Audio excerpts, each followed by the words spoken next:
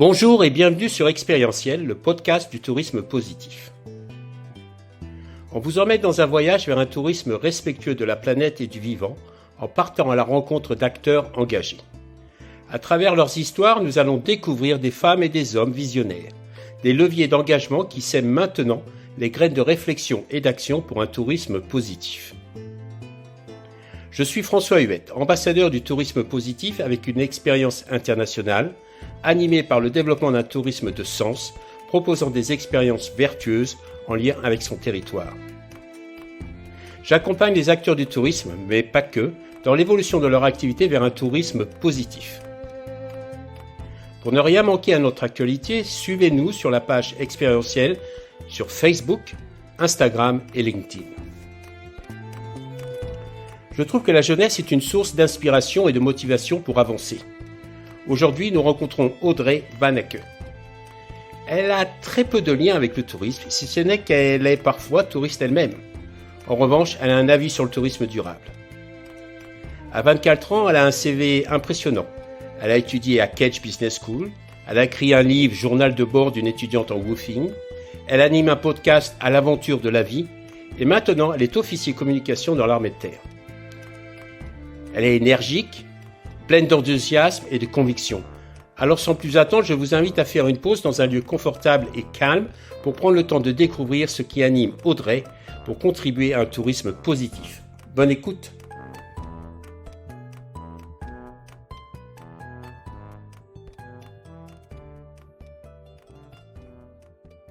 Bonjour Audrey, merci d'avoir accepté l'invitation sur Expérientiel, le podcast du tourisme positif.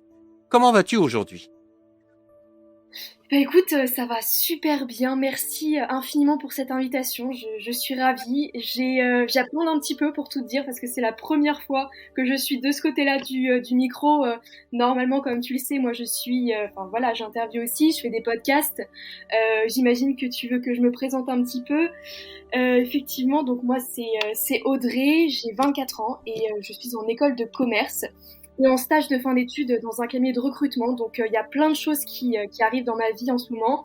Et en plus de tout ça, d'être une étudiante à plein temps, j'ai décidé de faire des petits tests, en fait, sur les réseaux sociaux, dans l'entrepreneuriat de manière générale. Donc, j'ai une chaîne YouTube, Audrey Van. J'avais un compte Instagram jusqu'à ce que je décide d'arrêter parce que, voilà, c'est différent, un rapport aux réseaux sociaux, c'est un autre sujet, mais voilà. Et j'ai un podcast aussi qui s'appelle À l'aventure de la vie, depuis très récemment parce qu'avant ça s'appelait être leader de ma vie, parce que voilà, c'est un petit peu tout le chemin que j'essaie d'avoir, de réfléchir, d'être un petit peu actrice de ma vie. Et je suis auteure aussi puisque j'ai publié, mon livre a été publié aux éditions du Lys Bleu en janvier, 2021, qui s'appelle, alors comment est-ce qu'il s'appelle ? Le titre est long, je sais pas pourquoi je me rappelle même plus du nom de mon propre livre. C'est le journal de bord d'une étudiante en woofing et en fait ça raconte tout simplement mes 6 mois d'aventure dont on pourra parler d'ailleurs parce que je pense que ça a un rapport au tourisme que j'ai fait en woofing au Royaume-Uni l'année dernière. Voilà, je pense que ça résume un petit peu qui je suis et puis de manière générale ce que je fais ici. C'est super, et parce que t'as quel âge ? 24. Dis donc, c'est déjà un sacré CV que t'as là. Bravo. C'est un petit peu le et dis-moi, c'est quoi le woofing alors ? Raconte-nous. Alors, le woofing, c'est une très bonne question. C'est quelque chose qui se développe de plus en plus ces derniers temps. En fait, ça représente l'anagramme de World Wide Organization on Organic Farms. Et en fait, c'est tout simplement une organisation mondiale qui regroupe toutes les exploitations agricoles sous le principe de l'agriculture biologique. C'est-à-dire que quand on n'est pas une ferme qui travaille avec de la permaculture ou vraiment des principes biologiques, organiques, on n'a pas le droit de participer à cette organisation-là. Et ça peut être par exemple des jardins privés, ça peut être des maisons d'hôtes, ça peut être ce genre de choses. Et en fait, le principe de cette organisation, c'est que les propriétaires de ces fermes, de ces exploitations, s'inscrivent sur le site de leur pays, de leur continent. Donc par exemple, il y a un site pour l'Australie, un site pour le Royaume-Uni, un site pour les États-Unis, etc. Un site pour la France d'ailleurs. et propose du travail pour des volontaires qui vont eux s'inscrire en tant que travailleurs et qui vont être accueillis chez les autres pour travailler en échange du logement, de la nourriture, et puis tout simplement d'un échange avec voilà, une personne nouvelle pour en apprendre davantage sur ces principes de l'agriculture biologique et également sur la culture parce que moi, comme tu l'as compris, je suis partie au Royaume-Uni, en Angleterre et en Écosse pendant 6 mois. Et en fait, j'étais accueillie chez des hôtes différents. Voilà, c'était absolument génial. En fait, je travaillais chez eux pendant la semaine, tout simplement, pendant 4 jours peut-être par semaine. Et le reste du temps, j'allais voyager, je découvrais les villes aux alentours. Enfin, c'était absolument génial. C'est une forme de tourisme, en fait. Exactement, c'est exactement. Donc, pourquoi tu as choisi ça? C'est parce que tu as une attirance vers l'écologie ou c'est ton cœur qui t'a emmené là? C'est quoi? Très bonne question. Je pense que c'est beaucoup de remises en doute ces derniers temps. Pendant très longtemps, je me suis considérée comme quelqu'un qui n'était absolument pas intéressé par l'écologie. Voilà, je te le dis, voilà, c'est bon, j'ai lâché la bombe. Et, même voilà, en première année, par exemple, d'école de commerce, on avait un cours de RSE.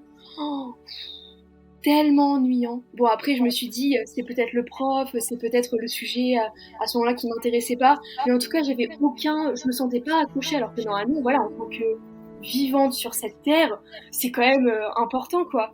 Et je faisais même partie de l'association de mon école qui s'appelle Soliders. Donc, en fait, l'asso RSE, l'asso écologique. Donc, il y avait un pôle international, donc ceux qui partaient, par exemple, en Afrique pour travailler là-bas, pour aider les populations, etc. Et un pôle plus national avec, par exemple, le panier fruits et légumes, avec le pôle, en fait, moi, le pôle RSE dans lequel j'étais, avec un label EcoFest, on l'avait appelé comme ça, en fait, pour labelliser les événements que Ketch faisait, donc mon école de commerce, pour voir s'ils étaient respectueux de l'environnement, etc. Mais à ce moment-là, j'en avais absolument rien à faire. Et aujourd'hui, je m'en veux un petit peu parce que j'aurais pu apprendre beaucoup de choses. Et au fur et à mesure, je pense que c'est à travers des documentaires que j'ai commencé à regarder grâce à mon copain qui a toujours regardé beaucoup de documentaires sur les animaux, sur l'environnement, sur les milieux marins, sur de manière générale la biodiversité. Et en fait, voilà, je regardais des documentaires et au fur et à mesure, j'ai découvert ceux de David Attenborough. Et voilà, tout de suite, forcément, sa voix, les images. Et puis voilà, plus de questions. J'ai regardé Seaspiracy très récemment sur Netflix. Pas que des documentaires Netflix, hein, parce que voilà, très rapidement, on peut dire oui, de toute façon, c'est de la propagande, on nous fait voir ce qu'on veut nous faire voir, etc. J'ai commencé à faire mes recherches quand même et puis à me poser des questions, quoi, sur comment est-ce qu'on traitait l'environnement dans lequel on habitait. J'ai commencé à le voir un peu plus comme mon jardin, en fait. Est-ce que j'ai envie que dans mon jardin, il y ait des bouteilles en plastique partout et que ce soit dégoûtant? Non, non, pas du tout. Et donc, au fur et à mesure, étendre un petit peu cette image à la Terre et à me dire que j'étais responsable de comment je la traitais moi et de mon rapport à la nature. Et de là, essayer de repenser un petit peu de façon holistique ma place dans le monde, quoi. Voilà un petit peu. Moi, impressionnant, impressionnant. Et de ce voyage en Angleterre, en Écosse, tu en retiens quoi? C'est quoi l'élément qui t'a marqué le plus et que tu penses que ça va te servir dans ta vie?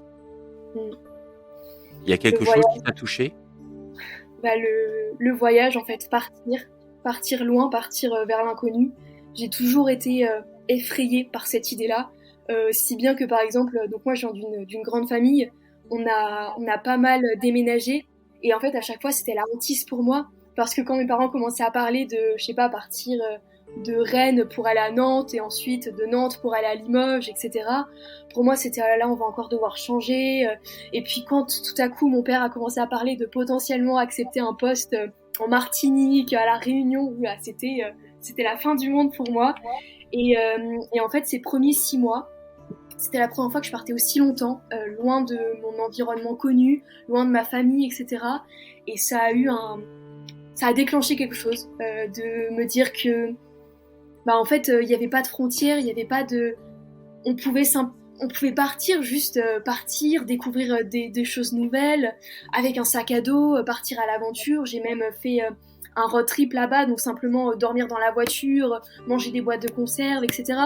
C'était pas si effrayant ce côté-là, parce que j'ai fait 10 ans de scoutisme, donc bon, dormir dans la nature, à un moment, j'avais un petit peu l'habitude, mais c'était simplement ce côté de découvrir ce qui était inconnu dans un pays où je parlais pas forcément la langue très bien au début, parce que bon, parler anglais quand on est français, on sait que c'est pas toujours...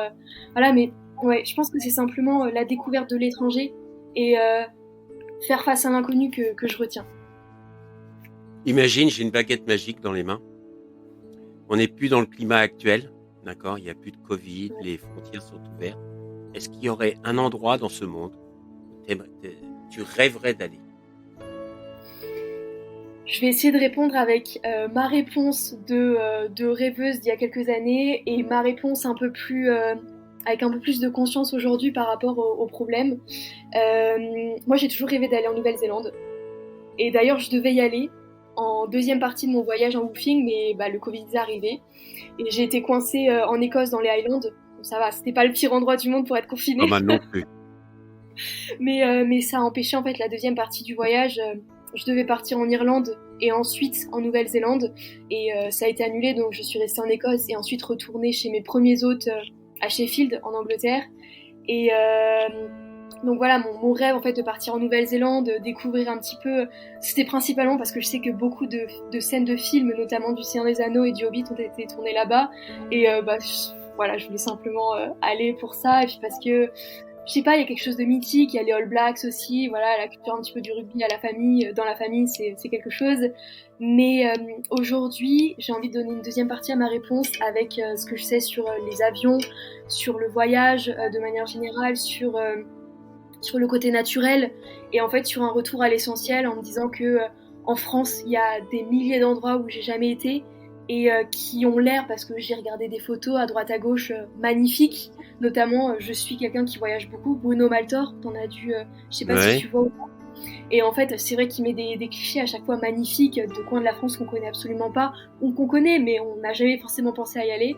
Donc je pense que je partirais dans un coin de la France que j'ai jamais découvert ou alors dans lequel j'aimerais retourner. Et là, je pense au Pays Basque, que j'ai découvert pour la première fois l'année dernière. J'ai fait un petit morceau, en fait, du pèlerinage de Saint-Jacques-de-Compostelle. Et Ah oui, t'as marché pendant combien de temps? pendant 4 jours, simplement, c'était le week-end avec une amie. Et c'était incroyable. On a fait le long de la côte, je sais pas si tu connais, jusqu'à Hendaye. Et waouh. Enfin, j'ai même pas de mots, en fait, même pour exprimer, mais j'y retournerai bien, tu vois. Ah ouais. Et qu'est-ce que tu as ressenti dans cette expérience? De la liberté. Je pense que c'est ce que je recherche à l'heure actuelle le plus. Là, je suis, tu vois, ceux qui vont écouter le podcast le voient pas, mais je suis dans un petit studio de 16 mètres carrés. En face de moi, par la fenêtre, il y a un parking avec des voitures. Bon, pour s'échapper, c'est pas top. Après, je me plains pas. Je sors avec ma chaise pour prendre le soleil l'après-midi, c'est très sympa.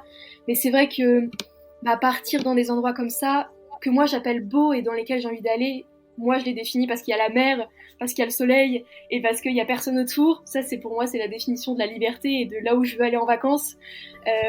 Mais ouais, c'est pour ça en fait que j'avais le Pays Basque en tête et que j'en parle, parce que j'avais simplement ce sentiment d'être complètement libre. En plus, on est parti sac à dos pendant 4 jours avec mon ami et il y avait pas d'attache, il y avait pas d'heure, il y avait pas de simplement le soleil qui se couche le soir et qui se lève le matin. On pouvait regarder les couchers de soleil, on était sous la tente, on frappait. Très bonne technique d'ailleurs pour ceux qui veulent faire le chemin de Saint-Jacques-de-Compostelle mais qui ne trouvent pas les abris. Frappez au port des presbytères, les prêtres vous ouvriront des salles communes et ils sont adorables, ils attendent, ils adorent les pèlerins, etc. Donc nous, vraiment. Tu sais, dans le tourisme, on parle de tourisme durable. Mhm. Pour toi, ça veut dire quoi le tourisme durable?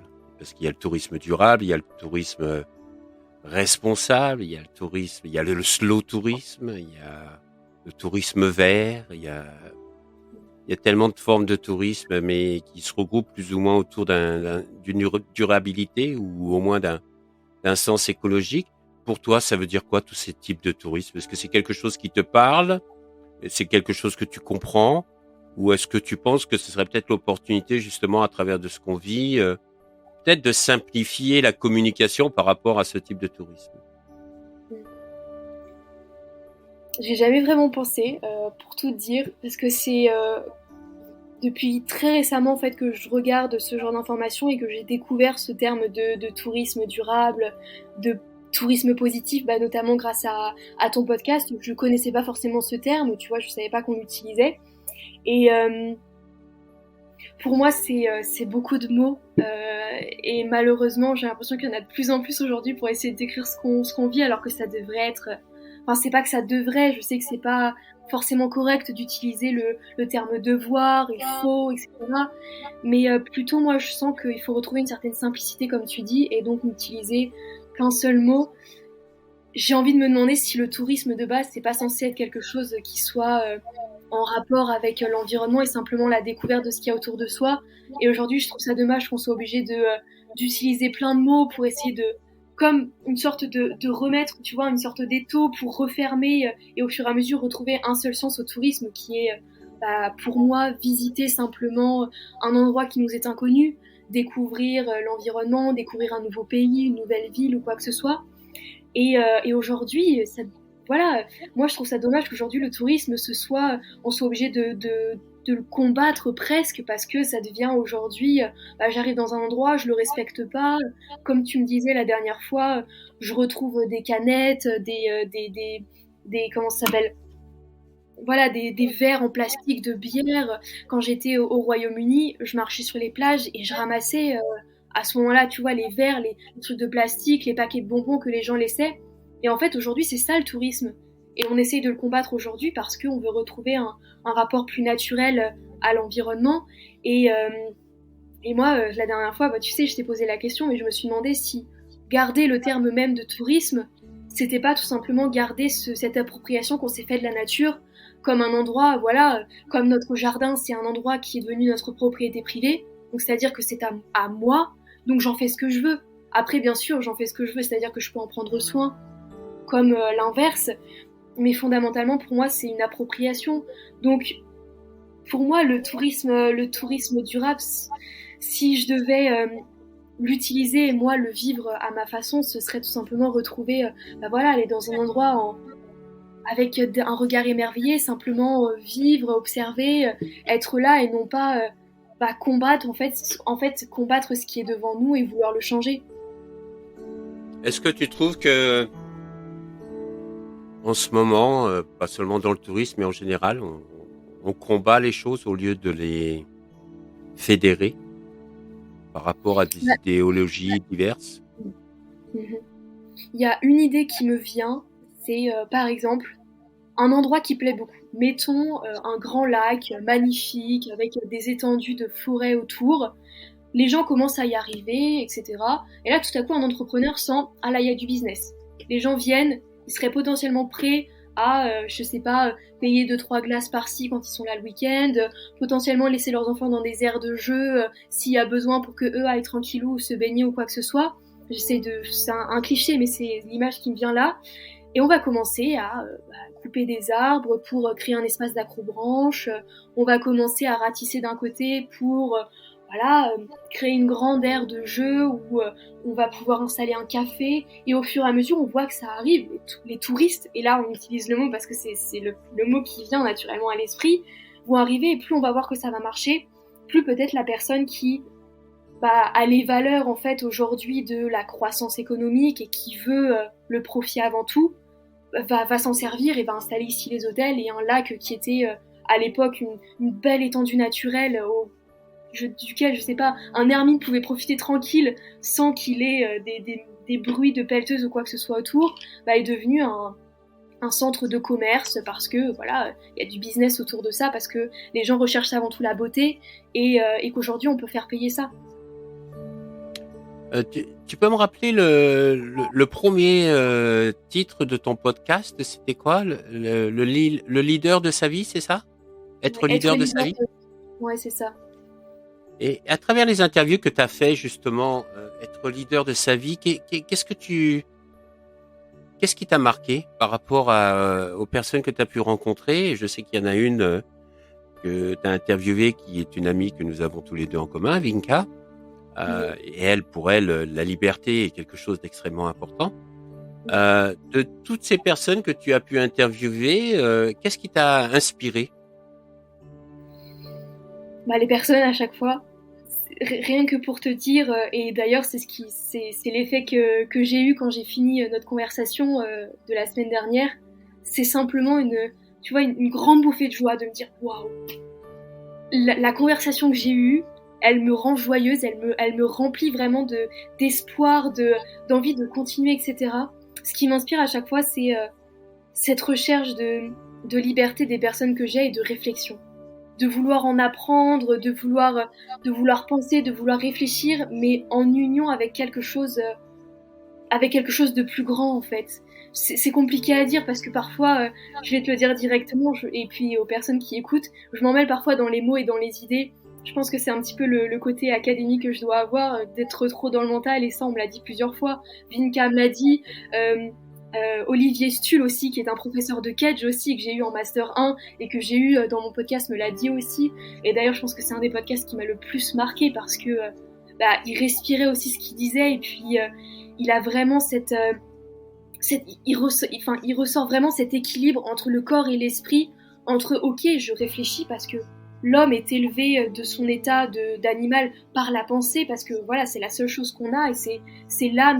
Après, aujourd'hui, je réfléchis, je me dis que chaque chose a une âme, de chaque chose qui est vivant a une âme, mais avant tout, on a la pensée, cette capacité d'anticiper, cette capacité de voir dans le futur, d'anticiper le futur, etc., de se poser des questions, de remettre en doute, ce qui nous sert jusqu'à un certain point, et c'est là qu'il faut avoir cette capacité de retour à l'essentiel, de retour aux choses du corps, entre guillemets.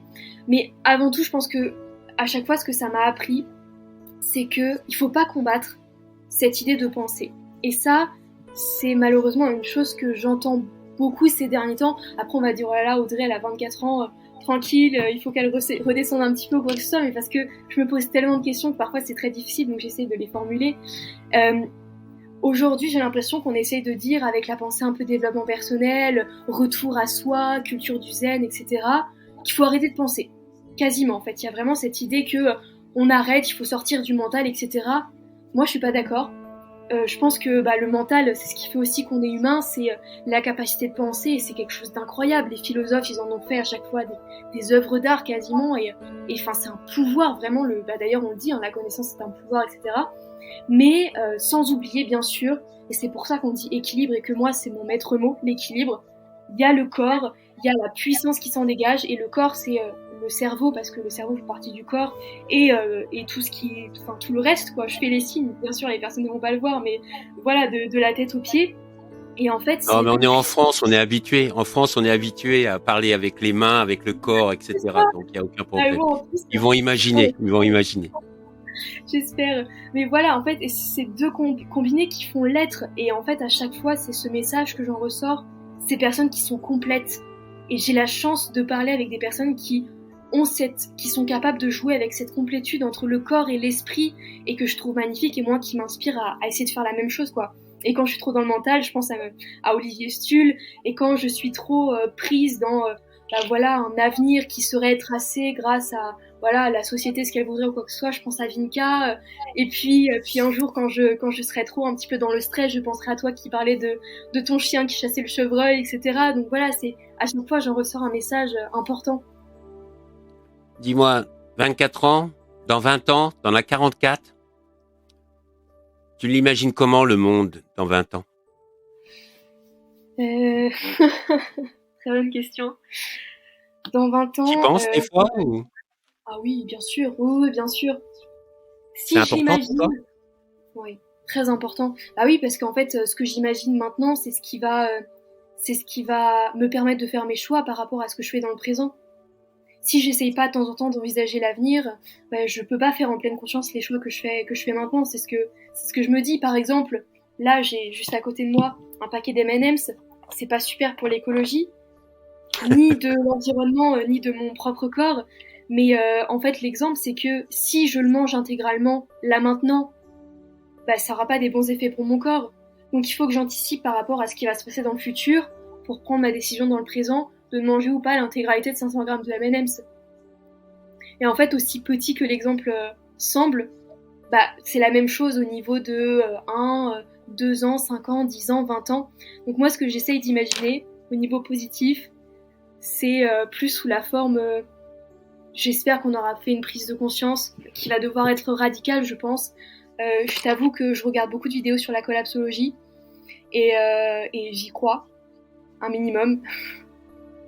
Et je pense que dans 20 ans, si on les écoute, le système sera fichu. Le système, bon, bien sûr pas la Terre, hein, c'est pas une question d'apocalypse ou quoi que ce soit, mais en tout cas le système financier, le système économique tel qu'on le connaît aura dû changer. Après, voilà, j'écoute, je m'informe, je sais que ce qui devait se passer cette année ne s'est pas passé. Les collapsologues avaient prédit qu'avec le Covid, etc., le système ne s'en sortirait pas, et ils sont arrivés aujourd'hui à expliquer que c'est parce que finalement on n'est plus il y a plus de résilience que ce qu'on croyait. Et on peut se dire, bon, des excuses, parce que finalement, bon, le système, il est très bien, il va continuer comme ça.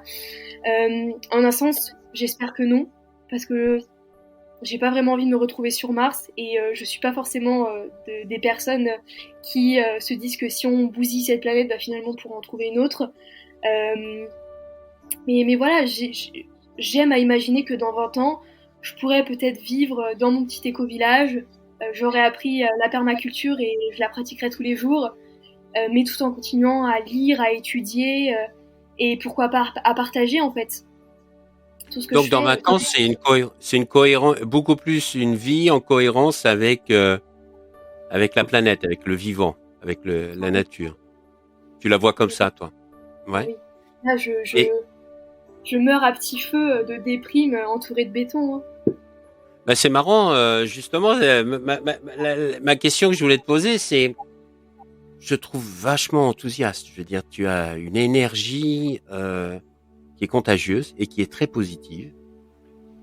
Tu dégages un enthousiasme et une joie de vivre. On a l'impression que tu dévores la vie et que tu as envie d'apprendre, découvrir, explorer. Et je me disais, aujourd'hui tu es en stage, mais tu es en stage dans l'intention de faire quoi dans ta vie? Très bonne question. De continuer à apprendre, de découvrir, parce que le problème, c'est que, enfin, je sais pas si on peut appeler ça un problème, c'est peut-être une chance, c'est que je sais absolument pas ce que je veux faire de ma vie. C'est pour ça que je suis que je la dévore en fait chaque morceau que je peux, parce que pour le moment, voilà, ce qui arrive, c'est tout ce dont je peux profiter. Pour le moment, j'y vais pas à pas, mais en essayant d'imaginer une sorte de vision de ce que je veux à l'avenir, de ce que je veux être et de ce que je veux avoir, pas forcément en termes matériels, mais vraiment de ce qui va pouvoir m'entourer, de l'environnement. Pour le moment, la prochaine étape, c'est je vais m'engager dans l'armée de terre en tant qu'officier. Ça va faire un truc de plus dans mon CV que les gens vont pas comprendre. Ouais.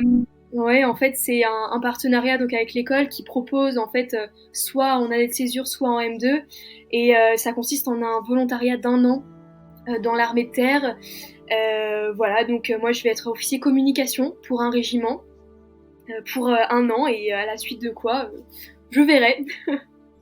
Mais Tu c'est sais que plus ouais. moi, quand j'avais ton âge, on devait faire le service militaire Mmh. et la plupart des garçons essayaient tout pour se faire réformer Ah oui, ça j'imagine. parce que c'était vraiment la corvée, quoi. Ouais, Et de t'entendre de dire, bah voilà, je m'engage dans l'armée de terre. En plus, l'armée de terre n'était pas forcément celle qui était la plus, comment dire, qui faisait la plus rêver, quoi. Donc, oui. c'est intéressant, intéressant. Mmh. Mais dis-moi, l'armée, et la liberté, c'est pas tout à fait la même chose, là. Et y a pas un petit hic, docteur? Il y a beaucoup d'incohérences dans ma vie, beaucoup d'incohérences dans mon parcours jusque-là. Ça, je pense que c'est fondamental quand on lit mon CV ou quoi que ce soit. En fait, il y a plusieurs raisons pour lesquelles je veux faire l'armée, c'est 1 an. Premièrement, c'est 1 an de plus, entre guillemets, pour réfléchir, pour mettre un petit peu de sens dans tout ça, pour continuer les podcasts, pour continuer les vidéos YouTube, pour écrire potentiellement un autre livre, tout ce genre de choses. Deuxièmement, c'est fou, mais je suis beaucoup plus productive dans le stress et dans une organisation très très disciplinée. Là, par exemple, je suis en stage, j'ai pas mal de temps pour moi, et c'est pas pour autant que je vais plus travailler que par exemple quand j'étais en prépa ou que quand je faisais de l'entrepreneuriat ou ce genre de choses. Donc je pense que ça va me redonner une sorte de cadre. Troisième raison, le sport. c'est pour moi c'est quelque chose, c'est vraiment au quotidien. Et je pense que là, ça va me redonner à nouveau un cadre, ça va me faire reprendre une sorte de contrôle aussi, de discipline. Je pense finalement que l'armée, c'est une école de la vie. Moi, j'ai une famille avec ce genre de valeurs assez, avec de la discipline, avec la fraternité, avec bah voilà, même le côté, nous on est catholique dans ma famille. Moi, je suis toujours catholique. Je pense que d'ailleurs ce côté, je sais pas si je peux en parler sur le podcast ou pas, mais cette foi, en fait, je pense que c'est ce qui me donne aussi beaucoup d'énergie. Cette énergie dont tu parlais, c'est quelque chose parfois qui m'aide à simplement me dire, ok, là, j'arrive à la limite de ma connaissance et de ce pourquoi je peux me poser des questions. Je laisse le reste en fait à une force supérieure que moi j'appelle Dieu, que d'autres personnes appellent comme ça aussi, sans le voir de la même façon, et que voilà. Mais en fait, en essayant de mettre un petit peu de sens à tout ça, l'armée c'est ce sera dans la continuité en fait du temps que j'essaye de gagner pour trouver ce que je vais faire plus tard, qui se rapproche aussi du sens que je veux donner en termes de valeur à ma vie. Et puis qui va me donner aussi une force dont j'ai besoin pour continuer ce travail de leadership, parce que bah voilà, je vais être officier, donc c'est-à-dire que je vais être en charge de, je sais pas dans quelle mesure, mais d'hommes, de projets sous mon commandement, donc ça va être quand même une sacrée prise de responsabilité, quoi. Alors, tu parles de leadership, tu es une femme, tu parles de leadership, tu vas être dans l'armée. Est-ce que c'est quelque chose qui te fait peur ou quelque chose tu te dis, ouais, je suis impatiente de découvrir ça? Je suis impatiente. Je suis impatiente de découvrir ça. Oui, Ouais. il n'y a pas de... je trouve que, comment dire, j'ai peur qu'aujourd'hui on stigmatise un peu trop de ce côté-là, du côté entre les hommes et les femmes, avec aujourd'hui tout ce qu'on essaye de faire pour l'égalité. Et ce qui est assez paradoxal, c'est que moi j'étais élevée dans une famille, à nouveau je le dis, assez traditionnelle, on pourrait appeler un peu patriarcale, ce genre de choses.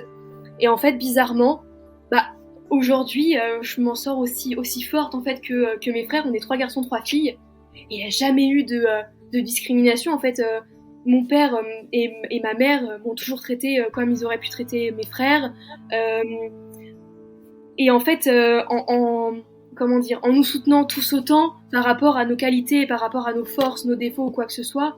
Donc en fait, je me suis jamais posé la question de si j'étais plus légitime qu'un homme ou pas d'être à tel poste. D'ailleurs, à chaque fois, mon père est à un poste de management dans une grosse entreprise, et à chaque fois qu'on discutait un petit peu de carrière ou quoi que ce soit, lui il me disait, mais écoute Audrey, t'es faite pour être manager, pour diriger des hommes, pour diriger des équipes. Donc rien que pour ça, en fait, même si on peut dire qu'il y a ce côté patriarcal, traditionnel parfois, moi je l'ai jamais ressenti. Donc voilà, j'essaye de vivre dans une société qui, avant, en fait, fonctionnait comme elle fonctionnait. Et aujourd'hui, on essaie de poser des limites, on essaie de cadrer, on essaie de dire t'es une femme, donc je vais t'aider à faire ça, mais moi, t'as pas besoin de m'aider,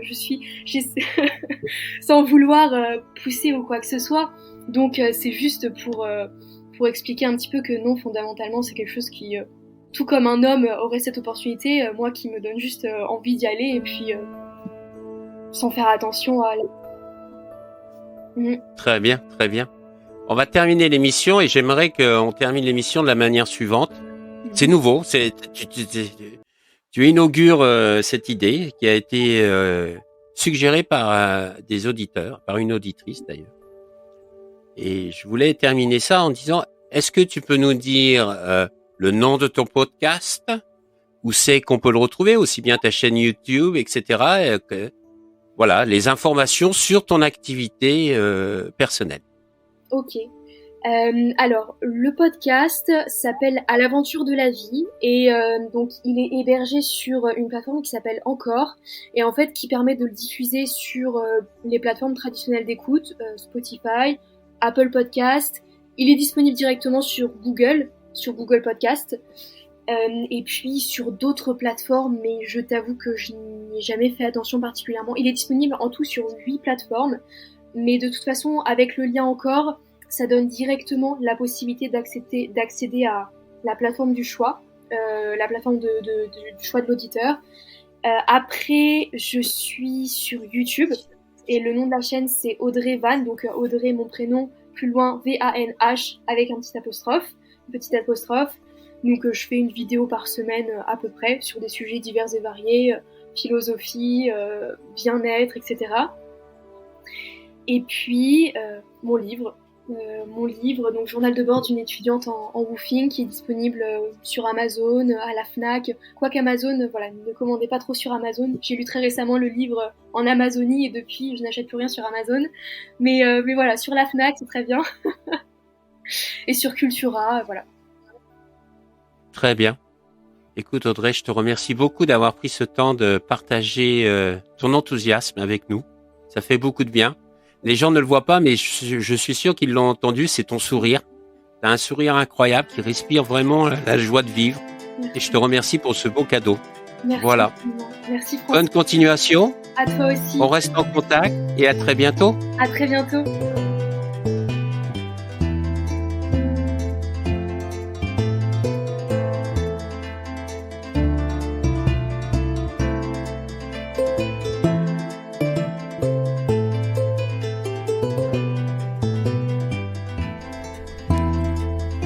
Voilà, c'est la fin de notre voyage du jour.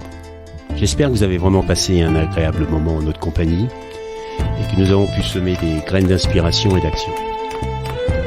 Surtout n'oubliez pas, le tourisme de demain, c'est maintenant qu'on le construit et ensemble. C'est un tourisme qui est guidé par le sens, l'expérience et en lien avec nos territoires pour assurer la pérennité de nos métiers et de nos activités. C'est essentiel. Si vous avez vraiment aimé ce podcast, favorisez sa diffusion en lui donnant 5 belles étoiles sur Apple ou la plateforme de podcast préférée que vous utilisez. Et puis, surtout, et ça c'est le plus important, n'hésitez pas à partager dans votre réseau. Essaimer la connaissance, essaimer le partage d'expérience. C'est essentiel pour chacun d'entre nous d'avoir accès à cette information. Et puis, si vous voulez continuer l'aventure avec nous, le voyage avec nous, bien, je vous invite à vous abonner pour suivre tous les épisodes gratuitement et être informé dès qu'ils sont publiés. Voilà. Je vous remercie et à très bientôt. Au revoir.